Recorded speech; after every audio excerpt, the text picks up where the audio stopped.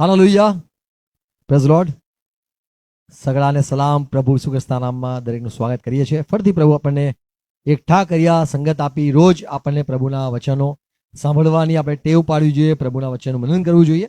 પ્રભુ આપણને સાંભળતા કાન આપે, સમજૂક મન આપે, દેખતી આંખો આપે. આમેન. આવો પ્રાર્થના કરી આપણી આંખો બંધ કરીએ. જે રાજાનો રાજા છે, પ્રભુનો પ્રભુ છે, જે આપણો જીવતો જાગતો દેવ છે, જેના વચનોને આપણે જ્યારે મનન કરવા આવ્યા છે, આપણા કંઈ પણ પાપ છે, આપણા કંઈ પણ અવિચાર છે, આપણી કંઈ પણ અજ્ઞાનતા છે, પ્રભુ એ બધી બાબતને માફ કરે, દૂર કરે,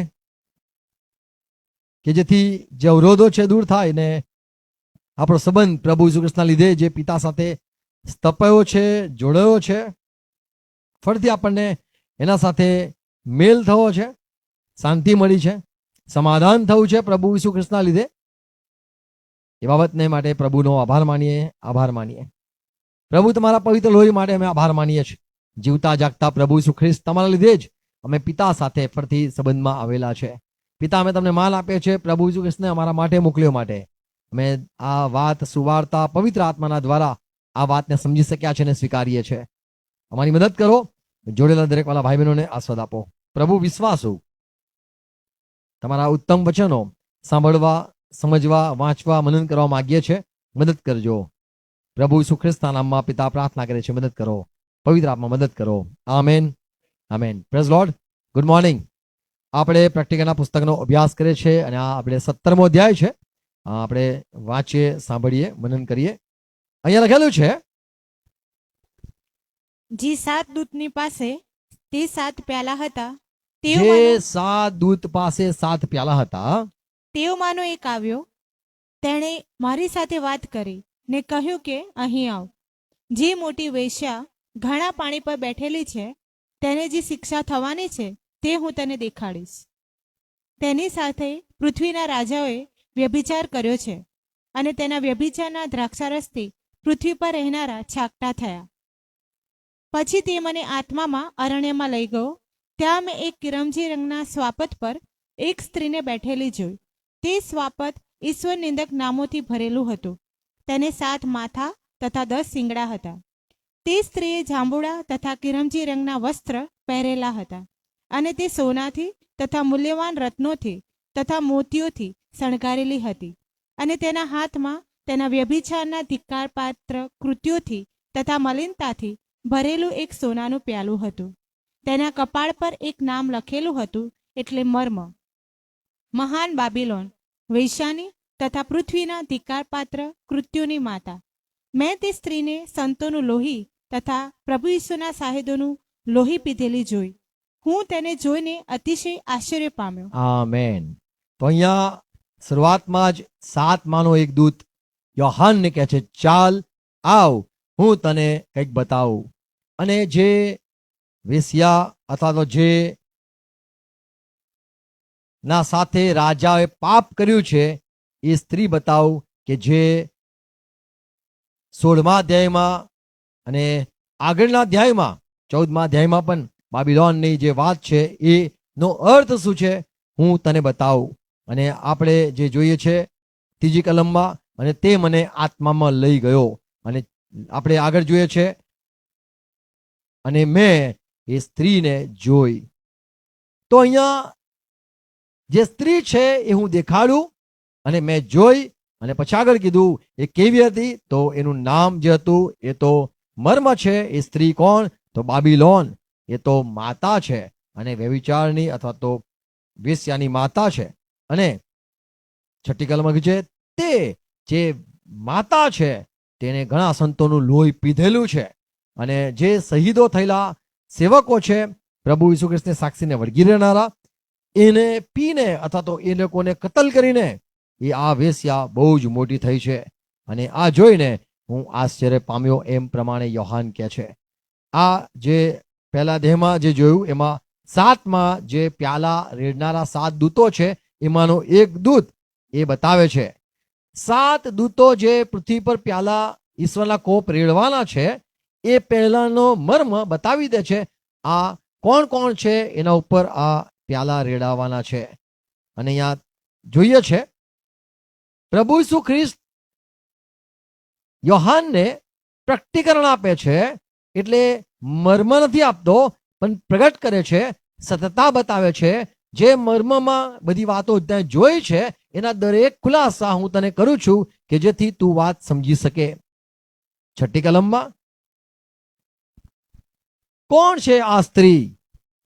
શબ્દ શું છે? છઠ્ઠી કલમ.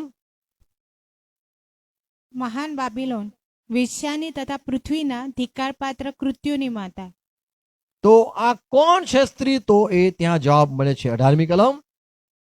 જે સ્ત્રીને તે જોઈ છે આ સ્ત્રી કોણ છે? તો કે છે ત્યાં જોઈ, તે તો જે મોટું શહેર એ પૃથ્વીના તો એક લાંબા વાળ વાળું નહીં, બૈરા જેવું નહીં, નાખો હોય, સુંદર પહેરેલ વેશ હોય એ નહીં, પણ હવે હું એનો અર્થ કરું છું, એ કોઈ સ્ત્રી નથી, પણ તે તો જે મોટું એ શહેર તો મોટું શહેર છે. પૃથ્વીના રાજાઓ પર રાજ કરે છે. પૃથ્વીના રાજાઓ વશ થઈ ગયા, પૃથ્વીના રાજાઓ એના આશિક થઈ ગયા, પૃથ્વીના રાજાઓ એની વાતમાં આવી ગયા, પૃથ્વીના રાજાઓ એના વાતને માન્યા અને તેઓએ દેવને તજી દીધા. જીવતા જાગતા દેવને તજીને તેઓએ અન્ય જે પણ માનવામાં આવ્યું અને જે લોકોએ જે માન્યું એમાં તેઓ જોડાઈ ગયા, એને પ્રભુ બનાવ્યો, ધણી બનાવ્યો, માલિક બનાવ્યો, અને એના કારણે દરેક રાજાઓ એની સાથે સંબંધ બનાવ્યો, અથવા દરેક રાજા આ સ્ત્રીના શિક્ષણમાં જોડાઈ ગયા. એ તો મોટું, એ જે સ્ત્રી છે એ તો મોટું નગર છે. 18મી કલમ વાંચી. અને 15મી કલમ જો જોઈએ તો આ પાણી પર જે બેઠી હતી, તો પાણીનો ખુલાસો બી પ્રભુ ઈસુ ખ્રિસ્ત કરે છે. 15મી કલમ. તે મને કહે છે કે જે પાણી તે જોયા છે પાણી પર આ જે સ્વાપદ બેસેલું, વેશ્યા બેસેલી, જ્યાં તે વેશ્યા બેઠેલી છે તેઓ પ્રજાઓ, આ તો પાણી નહીં, પણ આ એનો અર્થ બતાવું છું, એ તો પ્રજાઓ છે, જનસમૂહો, જનસમૂહો છે, રાજ્યો, જે પણ રાજ્યો છે એ બધા છે, તથા ભાષાઓ અને છે. એમાં એક કઈ ભાષા એવી નથી રહી, બધી જ ભાષાના લોકોએ સ્વીકાર્યું છે. એ જનસમૂહ એના ઉપર આ પાણીઓ ઉપર બેસેલી આ સ્ત્રી છે. 8મી કલમ. હવે અહીંયા 8મી કલમમાં જોઈએ છે આ જે સ્વાપદની વાત આપણે કરીએ છે, જે આપણને 8મા અધ્યાયમાં 9મા અધ્યાયમાં જોવા મળે છે. 9મા અધ્યાયમાં ઊંડાણમાંથી નીકળ્યો સ્વાપદ, 11મા 7મી કલમમાં ઊંડાણમાંથી નીકળે છે સ્વાપદ, 13મા અધ્યાયમાં સ્વાપદ સમુદ્રની ઉપર ઉભો રહે છે, અને આગળ 13મા અધ્યાયમાં એની છાપ પણ લોકો લે છે. તો આ સ્વાપદ શું છે? 8મી કલમમાં અહીંયા પણ પ્રભુ પ્રકાશ આપે છે. કેમ કે જે પ્યાલો રેડાવાનો છે આપણે વાંચ્યો, જે 14મા અધ્યાયમાં સ્વાપદ પર ના રાજ્ય પર રેડ્યો, તો આ સ્વાપદ છે કોણ? એનો ખુલાસો આપણને આ 17મા અધ્યાય 8મી કલમમાં જોવા મળે છે. વાંચીએ. જે સ્વાપદ તે જોયું હા, તે હતું ને નથી. હવે આ તો એ છે સ્વાપદ જે હતું પણ નથી હાલ આવ્યું, તે ઊંડાણમાંથી અને નીકળવાનું, આ જે વાત કરેલી 11મા અધ્યાય 7મી કલમમાં ઊંડાણમાંથી નીકળતું, અને જે 11મા અધ્યાય અને જે 9મા અધ્યાયમાં પણ સ્વાપદ તે જોયું કે જે ખાડામાંથી નીકળ્યું, ઊંડા ખાડામાંથી નીકળ્યું, એ જ સ્વાપદની વાત થઈ રહી છે. તથા નાશમાં જવાનું અને છે. એ તો નાશ માટે નિર્માણ થયેલું છે, તો નાશમાં જ જવાનું છે. ભલે એ સ્વાપદની લોકોએ ભક્તિ કરી, ભલે લોકો એના થોડા સમયમાં હર્ષ પામ્યા, ભલે લોકો એ સ્વાપદની મૂર્તિ જે જીવતી થઈ એને જોઈને ખુશ થયા અને સ્વાપદની ભક્તિ કરી અને સ્વાપદને મહિમા આપ્યો અને કીધું સ્વાપદ જેવું બીજું કોણ છે, અને સ્વાપદે આ બે સેવકોના, ઈશ્વરના સેવકોને મારી નાખ્યા, અને લોકોએ બહુ જ ખુશ થયા. અને આ સ્વાપદ આકાશમાંથી આગ વરસાવે છે. આ સ્વાપદની જે તાકાત જોઈએ છે, તો એનો જે થોડો સમય છે, પણ આખરે અહીંયા લખેલું છે તે તો વિનાશ તરફ જ જાય છે. અને પૃથ્વી પર રહેનારાઓ જેઓના નામ સૃષ્ટિના મંડાણથી જીવન પુસ્તકમાં લખેલા નથી, તો જેના નામ જીવનના પુસ્તકમાં નથી લખેલા, તેઓ જે સ્વાપદ હતું ને નથી ને આવનાર છે તેને જોઈને આશ્ચર્ય પામશે. તો આશ્ચર્ય પામશે એટલે જે નથી પણ એ આવવાનું છે, પણ એ રહેવાનું નથી, એ તો વિનાશમાં જવાનું છે. તો સ્વાપદની સારી ઓળખાણ અહીંયા પ્રભુ આપે છે. દૂતને મોકલીને આ ખુલાસા અહીંયા જોઈએ છે. તો આ પ્રકટીકરણ એટલે મર્મનું પુસ્તક નહીં, પણ પ્રગટ કરેલું પુસ્તક છે, જે પ્રભુ ઈસુ ખ્રિસ્તે એના અર્થો આપ્યા અને પોતાના સેવકને બતાવ્યું કે સાફ સાફ આ વાત થવાની છે. જ્યારે દાનિયેલને કહેવામાં આવેલું આ મર્મ છે, તું એના પર મુદ્રા કર.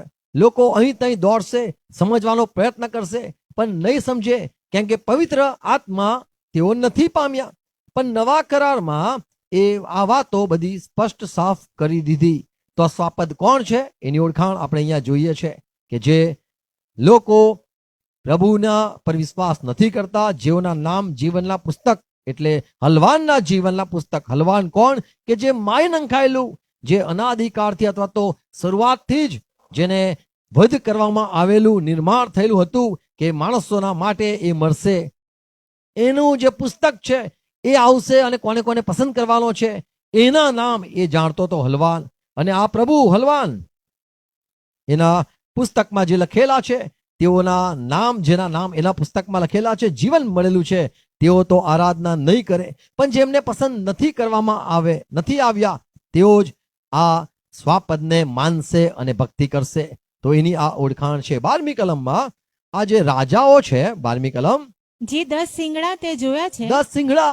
હવે આપણે જે આ કલમ જોઈ 17મા અધ્યાયમાં,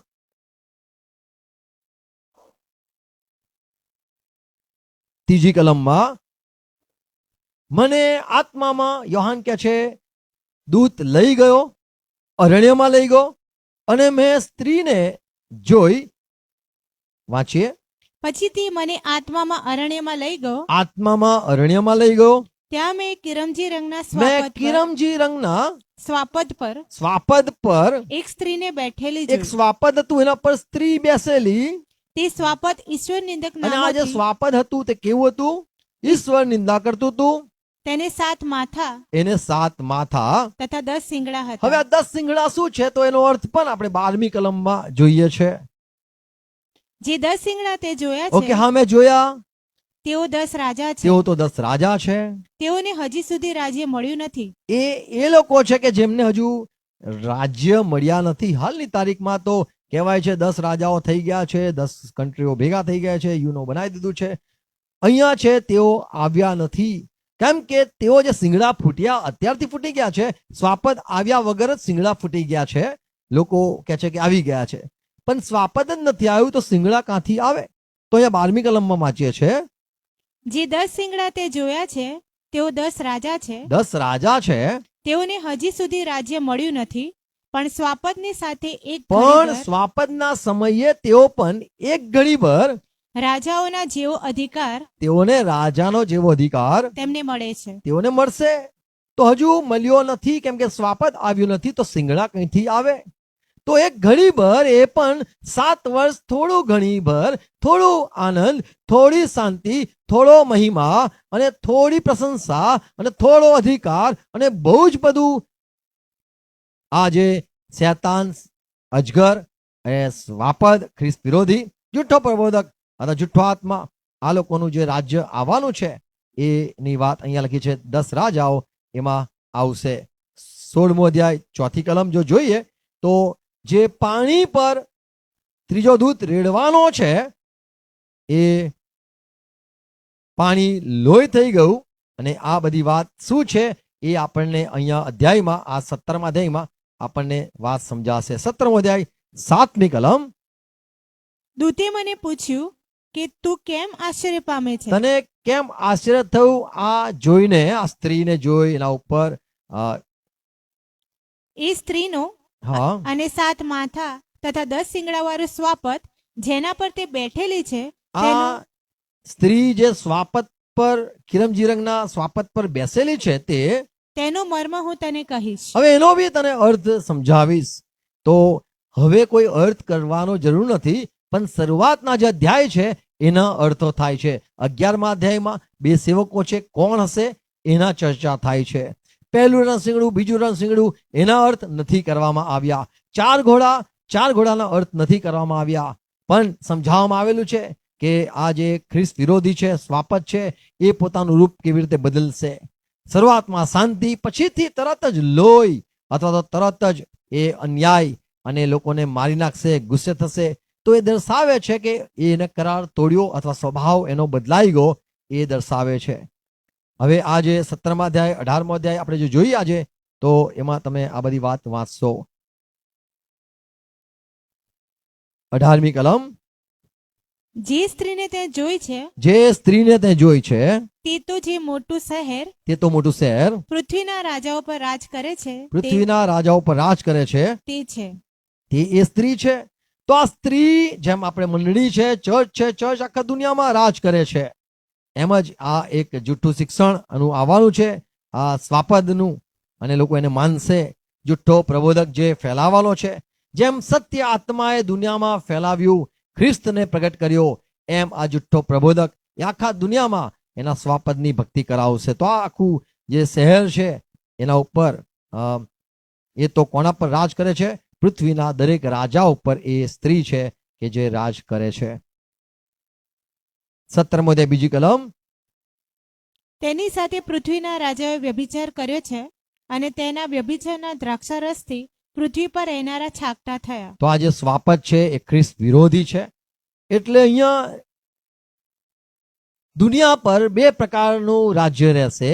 એક ખ્રિસ્તનું રાજ્ય, સંતોનું રાજ્ય, જેમાં આપણે વાંચ્યું કે સ્ત્રીના બાકીના સંતાન, અને એવું પણ વાંચ્યું કે દેવની આજ્ઞાને અથવા દેવની સાક્ષી ઈસુ ખ્રિસ્તની સાક્ષીને વળગી રહે છે, દેવની આજ્ઞા માને છે, એ સમયમાં એ લોકો છે. અને અહીંયા બંને પ્રકારના, એટલે કે ઇઝરાયલી લોકો, ખરા ઇઝરાયલીની જ વાત લખી છે. ચર્ચ એટલે જે વિદેશીમાંથી આવેલા છે, વિદેશનું ચર્ચ પૂરું થાય છે. હવે ઇઝરાયલનું જે ચર્ચ છે, ઇઝરાયલની જે મંડળી છે એ ઊભી થવાની છે.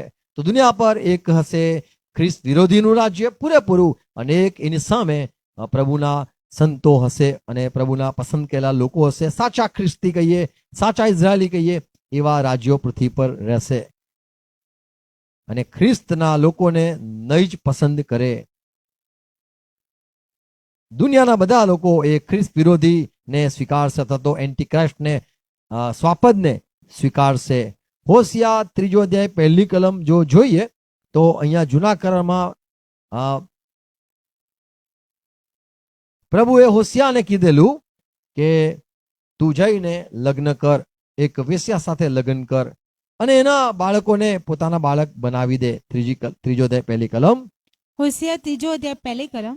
યહોવાએ મને કહ્યું કે ફરીથી જા, ને જો કે ઇઝરાયલ પુત્રો અન્ય દેવો તરફ ફરી જાય છે, ને સૂકી દ્રાક્ષાની બાટીઓના શોખીલા થાય છે, તેમ છતાં યહોવા તેમના પર પ્રીતિ રાખે છે. તો પણ પ્રભુએ તેમના પર પ્રેમ કર્યો છે. તેવી જ રીતે તું તેના યારને પ્યારી તથા વ્યભિચારી સ્ત્રી ઉપર પ્રીતિ કર. ઇઝરાયલ ઘણા દેવી દેવતાઓને માનવા લાગ્યું. આગળ છે કે શું? તેઓએ મૂર્તિઓની માન્યું.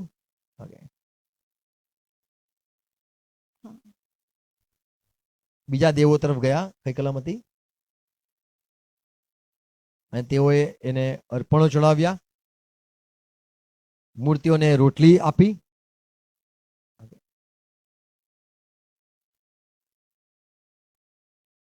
સારું. તો આ ઇઝરાયલ એ એક વ્યભિચારી થઈ ગયા, અને એટલા માટે અહીંયા પ્રભુએ કીધું કે જય હોશિયા, તું જઈને લગ્ન કર, ને બતાવવા માંગુ છું કે મારા લોકો તમે એવા છો, પણ હું તમને પરણીશ. યર્મિયા 7મો અધ્યાય 9મી કલમ.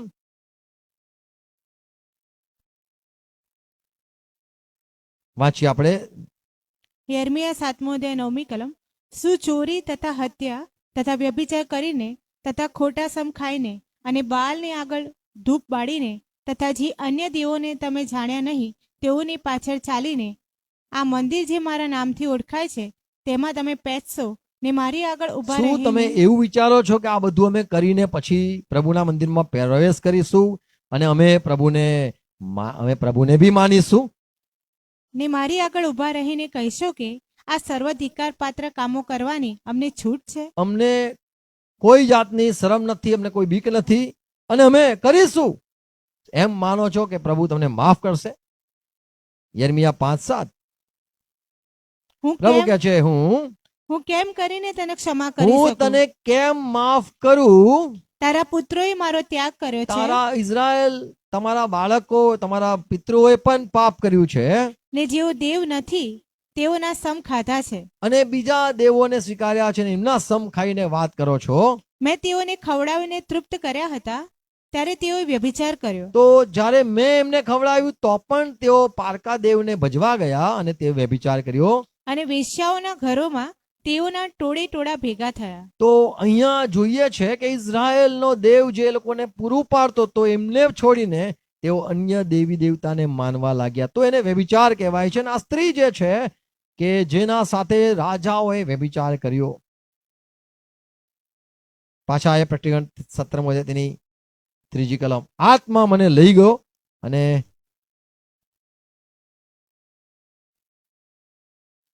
વાંચીએ. આત્મા અરણ્યમાં મને લઈ ગયો. ત્યાં મેં એક કિરમજી રંગના સ્વાપદ પર એક સ્ત્રીને બેઠેલી જોઈ. તે સ્વાપદ ઈશ્વરનિંદક નામોથી ભરેલું હતું. તેને 7 માથા તથા 10 શિંગડા હતા. ઓકે, તો આપણે આજે જોઈએ છે કે આ 7 રાજ્યો આપણને જૂના કરારમાં ખબર છે કે 7 રાજ્યોને અથવા તો દેશોને પ્રભુએ ઇઝરાયલની આગળથી ભગાડી દીધા અને એ જગા એમને આપી. પુનઃનિયમ 7મો અધ્યાય 1લી કલમ જો જોઈએ તો ત્યાં હિત્તી, ગિર્ગાસિત ને અમોરીઓ અને કનાનીઓ ને હિવ્વીઓ ને જબૂસીઓ એમ 7 પ્રજા જે તમારા કરતા જોરાવર હતી એમને મેં હાંકી કાઢી. અને બીજી કલમમાં લખ્યું છે અને મેં તમે મારી સાથે કરાર કર્યો નહીં પણ મેં તમને મદદ કરી, મેં તમારા પર દયા કરી. અને 3જી કલમમાં છે વળી તારે તેમની સાથે લગ્ન વ્યવહાર રાખવો તારે નહીં. એમની સાથે વ્યવહાર નહીં રાખવો. ન છોકરા એને પરણાવવા, ન બાળક તારે છોકરી આપવી, ને એને છોકરા કે નહીં છોકરી લેવી એમની કે ન છોકરા આપવા તારે. 4થી કલમ. કેમ કે તે તારા દીકરાને મારા માર્ગમાંથી ભટકાવી દેશે. તો પ્રભુને આ વાત ખબર હતી કે આ જે પ્રજાઓ છે એ ભટકાવા માટે છે અને ભટકાવી દેશે ઇઝરાયલને. અને બીજા દેવી દેવતાઓને એમ કહેશે અમે બી યહોવાને માનીએ છીએ, અમે જો જીસસને ભક્તિ કરીએ છીએ, તો તમે શા માટે અમારા દેવની ભક્તિ નથી કરતા? અમે તમારું ગોશ ખાઈએ છીએ, તમે મારો પ્રસાદ કેમ નથી ખાતા? તો એમ લોકો અહીંયા લખ્યું છે કે તેઓ તમને બેકાવશે, ભમાવી પણ દેશે. 5મી કલમ. કેમ કે તે તારા દીકરાને મારા માર્ગમાંથી ભટકાવી દેશે. એ ભટકાવી દેશે એ ભવિષ્યવાણી છે. પ્રભુ એમ નથી કહેતા કે એવું નહીં બને, પણ એવું કીધું એવું જ થશે. એ માટે કે તેઓ બીજા દેવ દેવીઓની સેવા કરે, એથી તો યહોવા તમારા પર કોપાયમાન થાય હા, ને તે જલ્દી તમારો નાશ કરે. તો એ એટલા માટે એવું કરવામાં માંગે છે કે દેવ ગુસ્સે થાય ને ઇઝરાયલને મારે.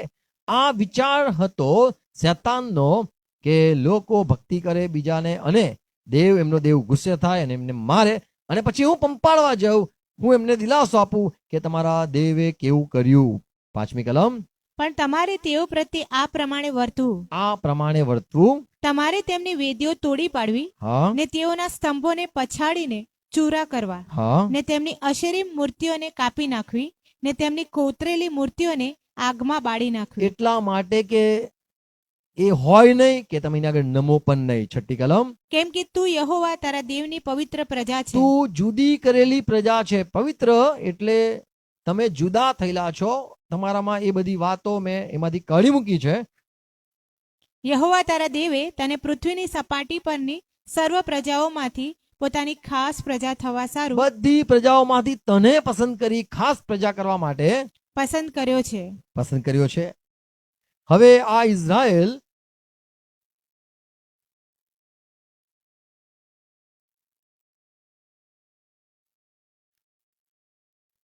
ના લોકોને આ પ્રમાણે ચેતવણી મળેલી અને પ્રભુને પહેલાથી વ્યભિચાર સાથે દુશ્મની હતી, ગુસ્સો હતો કે મારા લોકોનો ખાલી એક જ ધણી હોય, યહોવા હોય, એક જ માલિક, એક જ પ્રભુ હોય, એ યહોવા પ્રભુ હોય, બીજા કોઈને તેઓ ન માને, મને વફાદાર રહે ને હું એમને આશીર્વાદ આપીશ.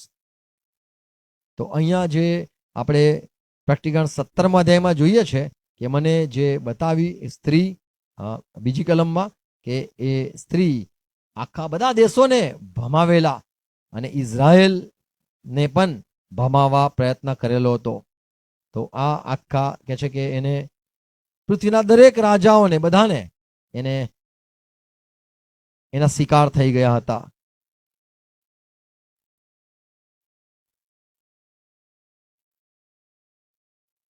પ્રકટીકરણ 18મો અધ્યાય 21મી કલમ. પછી એક બળવાન દૂતે મોટી ઘંટીના પડના જેવો એક પથ્થર ઉંચકી લીધો અને તેને સમુદ્રમાં નાખીને કહ્યું કે હવે સમુદ્રમાં શું નાખે છે? વાંચો. સમુદ્રમાં ઘંટીના પડના જેવો પથ્થર ઉંચકીને નાખ્યો. તે મહાન નગર અને એવું બાબિલોનને કહેવામાં આવ્યું આ પથ્થર નથી, આ તો મહાન બાબિલોન ને એ જ પ્રમાણે ઝપાટાથી નાખી એક દેવામાં જ આવશે. ક્ષણમાં ઝપાટાથી એને પણ નાખી દેવામાં આવશે.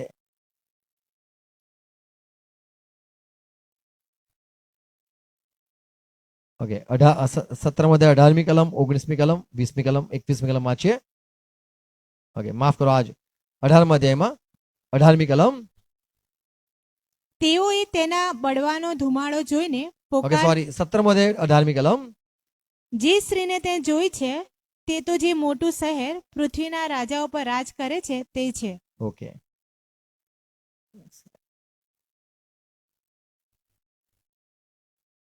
તો આપણે આ વાતને સાફ જોઈએ છે કે આ સ્ત્રી કોણ છે અને આ જે સ્વાપત છે કોણ છે અને રાજાઓ કોણ છે.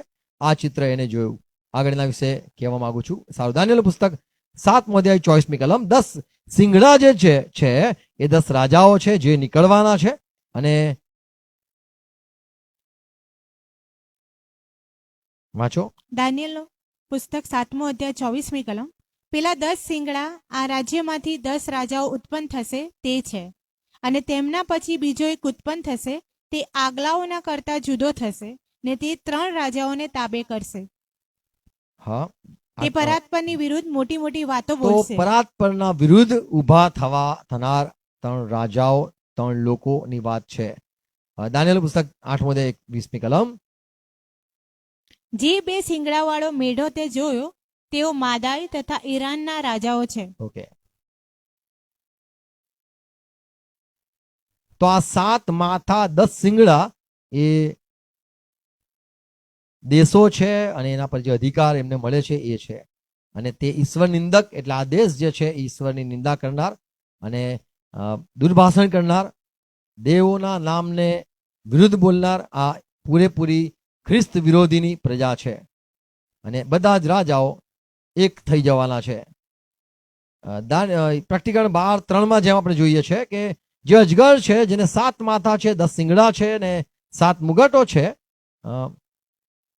એટલે 7 જે દુષ્ટ આત્માઓ થી પ્રેરાઈને આ લોકોની જે યુનિટી છે એ પ્રમાણે તેઓ કામ કરવાના છે.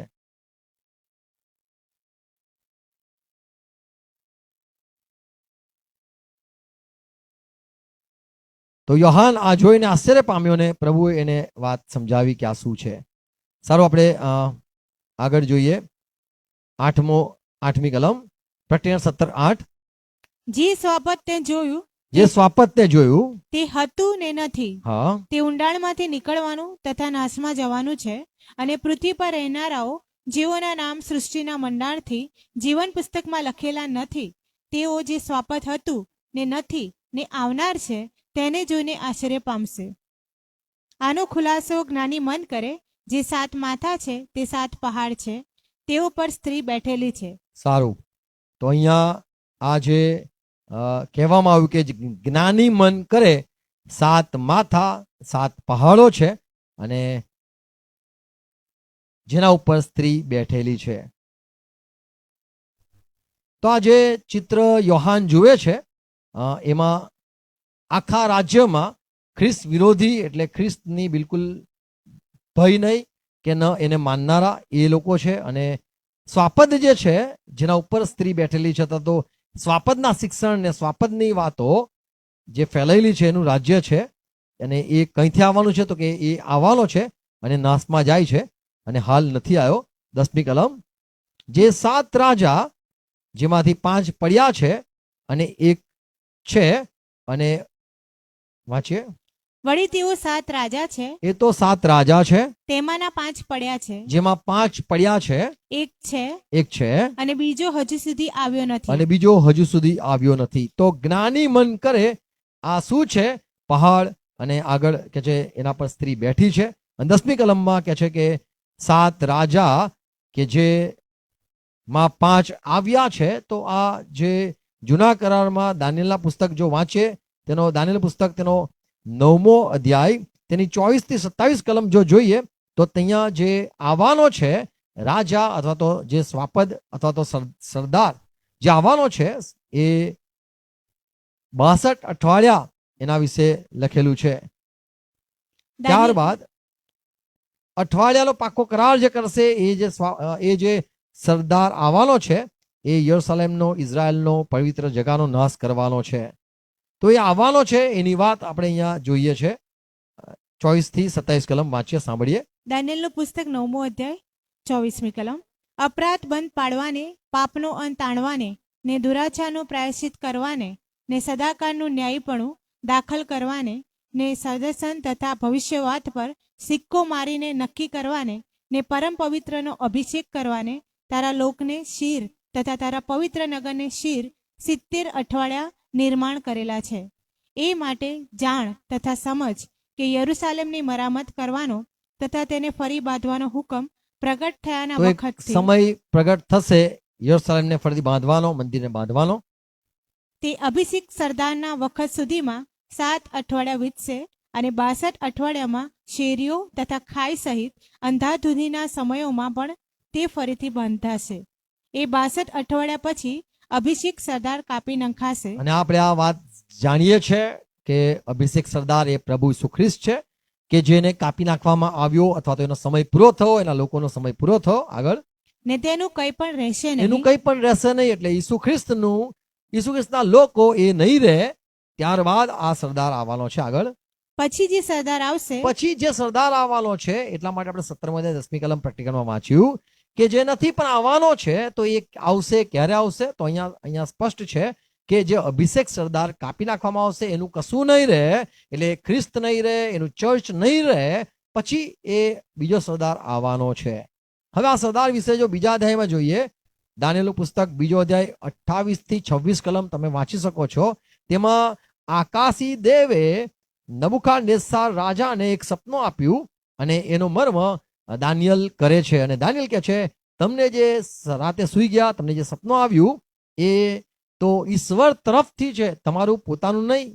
પણ તમને જે મને વાત કરી કે તમે સપનું આવ્યું છે તો એ સપનાનો ખુલાસો હું કરું છું. તમે જે મૂર્તિ જોઈ એમાં તમે પહેલા સોનાનું જોયું અને પછી તમે મૂર્તિ આખી જોઈ, માથું એનું સોનાનું હતું. 32મી કલમ.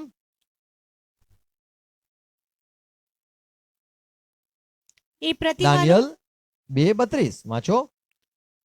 એ પ્રતિમાનું માથું તો ચોખ્ખા સોનાનું હતું. ચોખ્ખા સોનાનું તમે જોયું, તેની છાતી ને તેના ભુજ રૂપાના, તમે એના ખભા જોયા એના રૂપાના, તેનું પેટ ને તેની જાંઘો પિત્તળના, તમે એનું પેટ ને નીચેના ભાગ સુધી જે જોયું એ તો પિત્તળના હતા તેના પગ લોઢાના, અને પગ તમે જે જોયા લોઢાના હતા. તેના પગની પાટલીઓનો કેટલોક ભાગ અને નબુકદનેસ્સાર રાજા તમે ઊંઘતા જે સપના જોયું એના પગનો ભાગ લોઢાનો લોઢાનો હતો ને કેટલોક ભાગ માટીનો હતો. અને એના જે પંજા છે એટલું જે તમે ભાગ જોયું એ તો લોઢાને લોખંડ અને માટીનું હતું. એ શું છે હું તમને સમજાવું. અને એ આગળ આપણે જોઈએ છે એનો અર્થ કરે છે કે આ તો 5 વસ્તુ તમે જોઈ. તમે સોનું જોયું, તમે રૂપું જોયું, તમે પિત્તળ જોયું, તમે લોખંડ જોયું અને લોખંડને માટી જોઈ. અહીંયા 5 વાતોની વાત લખી છે. શું છે? સોનું છે, રૂપું છે, પિત્તળ છે, લોખંડ છે માટી. અને માટી છે. લોખંડ ને માટી. તો આ લોકો એ પ્રમાણે કહે છે કે જે 5 રાજાઓની વાત આપણે પ્રેક્ટિકલમાં જોયું, 5 રાજા, 7 રાજા છે એમાં 5 આવ્યા છે. 10મી કલમ, 17મો અધ્યાય 10મી કલમ, પ્રેક્ટિકલ 17:10. વળી તેઓ 7 રાજા છે, આ તો 7 રાજા છે, તેમાંના 5 પડ્યા છે. 5 પડી ગયા, આવી ગયા, એક છે અને એક છે અને બીજો હજુ સુધી આવ્યો અને નથી. હજુ જે છે કે છઠ્ઠો એ આવ્યો નથી. જ્યારે તે આવશે જ્યારે 5 તો આવી ગયા, છઠ્ઠો આવશે ત્યારે તેને થોડી જ વાર રહેવાનું ત્યારે થશે. થોડી વાર રહેવામાં આવશે. એમ 6 થશે અને પછી 7 રાજાની વાત અહીંયા લખેલી છે. તો લોકો એ પ્રમાણે કરે છે કે જે રાજ્યો પૃથ્વી પર ઇઝરાયલના ઉપર રાજ કર્યું એમાં નબુકદનેસ્સાર રાજાએ રાજ કર્યું, પછી બીજા રાજા આવ્યો, પછી ત્રીજો રાજા આવ્યો, ચોથો રાજા આવ્યો, રોમન સરકાર બી આવી અને લોઢાના દંડથી રાજ કર્યું. એમ લોકો પ્રમાણે કહે છે કે હજુ એક શાસન ઇઝરાયલ પર આવશે અને એમ 7 રાજાઓ આવવાના છે, એમાંથી 5 તો આવી ગયા છે, જો આ દાનિયેલના પુસ્તકમાંથી એ પ્રમાણે લોકો કહે છે. હવે એનો અર્થ જો મને પૂછવામાં આવે તો હું એનો અર્થ જે આપું છું એ જરા સમજાય તો પ્રેઝ ગોડ. પ્રેઝ ગોડ પૂછી કયા વગર તમને સમજી ગયા તો હું તમને નથી કહેતો, કારણ કે તમે પ્રેઝ ગોડ કીધું. અહીંયા જે છે કે તે તો 7 રાજા જ્ઞાની મન કરે, 9મી કલમમાં છે. 7 માથા, 7 પહાડ છે જેના પર આ સ્ત્રી બેઠી છે. અને આ તો શું છે?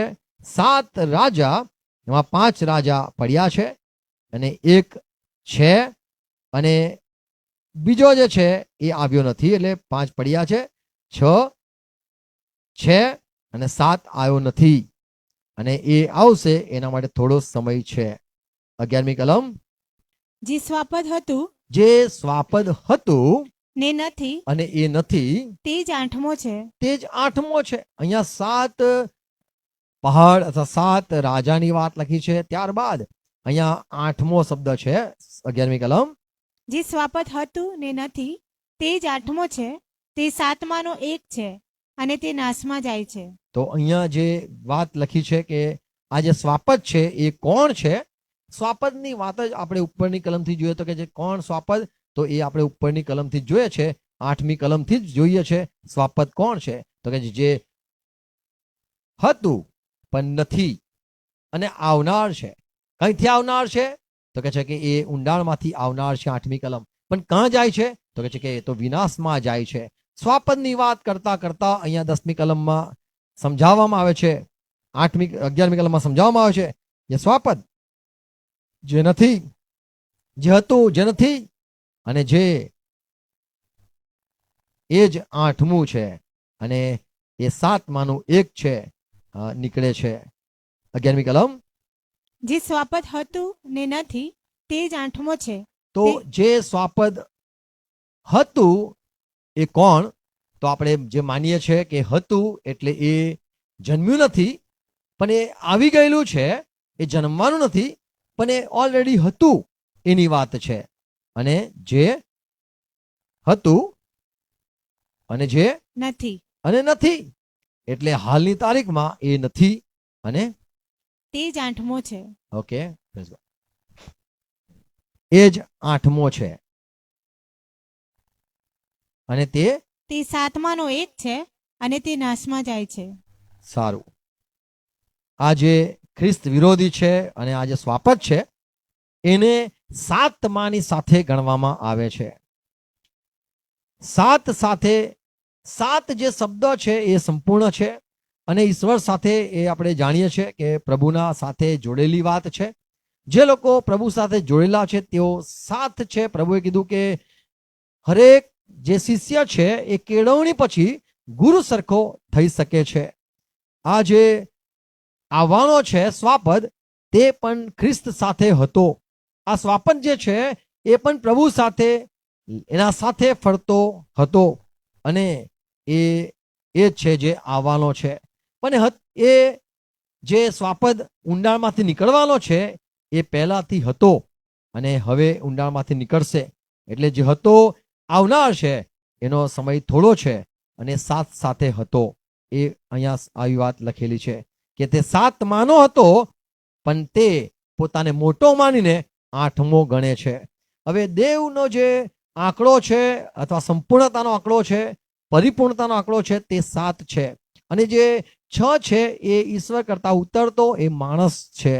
દૂતો પણ ઈશ્વરની નજરમાં માણસ સમાન જ છે, પણ જે ઈશ્વર કરતા ચઢિયાતો થવાનો વાત કરે છે તે 8મો છે. તો અહીંયા જે છે કે તે જ 8મો છે. 11મી કલમ. જે સ્વાપદ હતું ને નથી તે જ 8મો છે, તે 7માનો એક છે તે 7માનો એક છે અને તે નાશમાં જાય અને છે. તે નાશમાં જઈ રહ્યો છે. 12મી કલમ. જે 10 સિંગડા તે જોયા છે 10 સિંગડા તે જોયા, તેઓ 10 રાજા છે. તે તો 10 રાજા છે, તેઓને હજી સુધી રાજ્ય મળ્યું નથી. અને તેમને હજુ સુધી રાજ્ય મળ્યું નથી. પણ તેઓ પણ જે આ સ્વાપદ જે 8મું બનવા માંગે છે, જે સાથ સાથે હતું, ખ્રિસ્ત સાથે હતું, અને જે પોતાને શેતાન બનાવવા માંગે છે અથવા તો જે પોતાને ઊંચો કરવા માંગે છે, ઘમંડી થવા માંગે છે, કે જે હજુ આવ્યો નથી, એના સાથે જે રાજા હજુ આવ્યા નથી તે પણ તે સમયમાં રાજ કરશે. 12મી કલમ ફરતી વાંચીએ. જે 10 શિંગડા તે જોયા જે છે 10 શિંગડા તે જોયા તેઓ 10 રાજા છે. તે તો 10 રાજા છે. તેઓને હજી સુધી રાજ્ય મળ્યું નથી, તેઓને હજુ સુધી રાજ્ય કેમ નથી મળ્યું? પણ સ્વાપદની સાથે પણ સ્વાપદ જ્યારે નીકળે છે, આવશે, વિનાશમાં જવાનું છે, એક ઘડી ભર એની સાથે એક ઘડી ભર રાજાઓના જેવો અધિકાર એ લોકોને પણ રાજાઓના જેવો અધિકાર તેમને મળે છે. એમને મળશે. સ્વાપદના જેવો અધિકાર સ્વાપદ આવશે ત્યારે આ બધા પણ એની સાથે રાજ કરશે. જેમ પ્રભુ કીધું, હું જીત્યું છું, મારા બાપની સાથે બેઠો, તમે પણ જીતશો, મારા બાપની સાથે તમે રાજ કરશો. હું રાજ કરું છું, તમે પણ રાજ કરશો. 13મી કલમ. તેઓ એક વિચારના અને છે આ જે રાજાઓ એક થશે સ્વાપદ સાથે, તેઓ એક વિચારના, અને તેઓ પોતાનું પરાક્રમ તથા અધિકાર સ્વાપદને સોંપી દે છે. પૂરેપૂરું પોતાના જે રાજ્યો છે, પોતાની જે સત્તા છે, એ બધું જ સ્વાપદને સોંપી દેશે. સ્વાપદને આ જે દુનિયાના રાજાઓ છે, મોટા ભારે રાજાઓ, તે સ્વાપદને પોતાનો દેવ બનાવી દેશે અને પોતાનું રાજ્ય, પોતાની જમીન, પોતાના પૈસા, પોતાની ટેરિટરી, પોતાના જે સૈનિકો, પોતાનું બધું જ એ આ સ્વાપદને સોંપી દેશે કે સ્વાપદ તમારે જેવું જીવવું હોય, તમારે જ્યાં ફેલાવવું હોય, તમારે જે કરવું હોય તમે કરી શકો છો. તો અહીંયા મનુષ્ય એ મૂર્ખામી કરશે અને પૂરેપૂરું સ્વાપદને સોંપાઈ દેશે. અને એના કારણે 14મી કલમમાં લખ્યું છે, ત્યારે એક યુદ્ધ થવાનું છે. સોંપી દેશે, એક મન્ના થઈ જશે. અને જેમ શરૂઆતમાં બાબિલનો બુરજ માનતા લોકો એક થઈ ગયા, એમ ફરીથી જ્યારે અહીંયા 13મી કલમમાં છે તેઓ એક થાય છે, તો 14મી કલમમાં આકાશમાં પ્રભુએ ગુસ્સે થયા. 14મી કલમ. તેઓ હલવાનની સાથે લડશે, હવે આ લોકો એક એટલા માટે થયા કે હલવાન સામે લડે, અને હલવાન તેઓને જીતશે, પણ હલવાન તેઓને જીતશે. કેમ કે એ પ્રભુઓનો પ્રભુ કારણ કે આ હલવાન એ તો પ્રભુનો પ્રભુ તથા રાજાઓનો રાજા છે, અને તે તો રાજાનો રાજા છે. અને એની સાથે જેઓ છે, એટલે જેઓ તેડાયેલા, એના સાથે જે જોડેલા છે, એટલે તેડેલા અને પસંદ કરેલા તથા વિશ્વાસુ છે, અને જેટલા પણ વિશ્વાસુ છે, તેઓ પણ જીતશે. તેઓ પણ જીતશે. તો અહીંયા આ જે બાબત છે કે આ દેખાય છે કે પ્યાલા રેડાયા નથી, પણ અહીંયા જીતવાની વાત છે. અહીંયા સ્વાપદના રાજાઓ અધિકાર ચલાવે છે, એક થઈ ગયા છે, એ વાત છે. એટલે અહીંયા હજુ સુધી જે પહેલો રેડાય છે, પ્યાલો, એ હજુ સુધી ઘટના બની નથી. પણ આ સ્વાપદ કોણ છે એની આ પ્રેક્ટિકલ 17મા અધ્યાયમાં સમજ આપી. બાબિલોન શું છે જેના પર પ્યાલું રેડાય છે, જે 14મા અધ્યાયમાં વાંચ્યું, એ બાબિલોન શું છે એ 17મા અધ્યાયમાં સમજાવ્યું. 15મી કલમ.